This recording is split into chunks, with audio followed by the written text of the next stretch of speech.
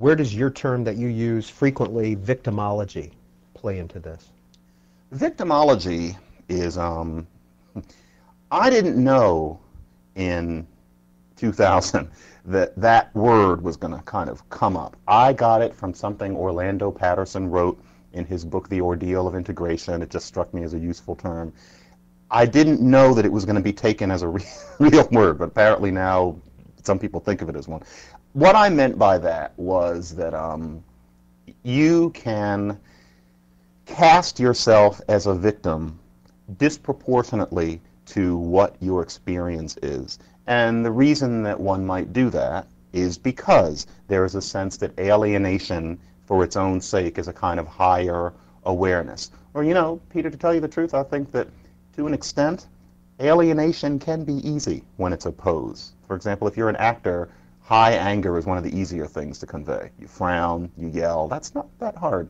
And I think that sometimes there's a siren song in that, because especially today, when our problems are so much more complex and it's so much harder to draw the lines, there's work to do. When you look at some of the problems that there are in the black community, it is harder and harder to say the reason for that is that white people don't like black people, or even the reason for that is that white people need to get up off of something so that black people can get beyond that.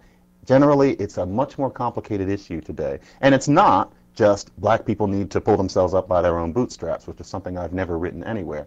But it's hard. Nowadays we're talking about serious awareness raising. We're talking about grassroots activism. We're talking about realizing that change usually happens slowly, that we're not going to have another March on Washington that changes the mind of the country. It's going to be slow. And I think that a lot of people are daunted by that. I think a lot of people are distracted from that.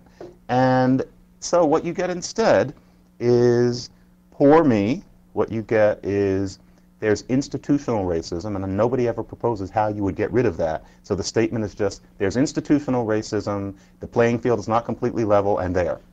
And that's the statement. I don't see the use of that. I call that victimology, because if you just say there isn't a level playing field, I look at poor people. I look at poor black people and having the problems that they may have. And I'm thinking, what have we done to help that person if our favorite thing to say is life isn't completely fair? What have we done to help that person if we say black people were brought here as slaves and there was Jim Crow until about 10 minutes ago, and even today there's evidence that all white people are not perfectly disposed towards black people? I don't see how that helps. And so that's what a lot of my work, particularly over the past 5 or 6 years, has been about.